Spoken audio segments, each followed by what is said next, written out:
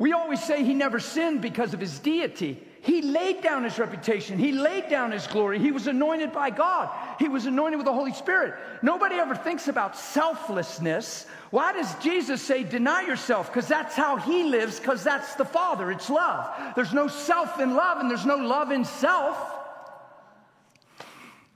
Well, I know we say I love you all the time because it feels good and we need to hear it and say it.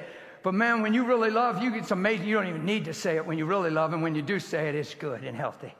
But you know how many people say I love you, make babies and say I love you, sweat and pant and say I love you, and then they don't even talk to each other even though they made 3 babies and now they hate one another?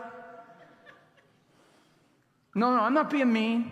I'm being real. We ought to challenge if we even understand what love is, or we just buy into an emotion in the moment or a strong feeling. Whereas love's something that never fails, that doesn't seek its own, that takes no account of the wrong done to it because it ain't living for it. Whew. And if we're following him and you can't change him, you shouldn't be able to change us. But flesh wants to say, yeah, but brother, but spirit says, no way, let's follow Jesus. And let's let grace have its perfect way and affect me. Why do you think Paul said, I am what I am by the grace of God? Who's getting stoned and beat and whipped and still preaching? Unless he sees something. Who's getting stoned and going right back in unless he sees something? Who's getting struck down and not destroyed? And all the things he listed that we would think maybe he needs to grow in the Spirit and get a smoother ride.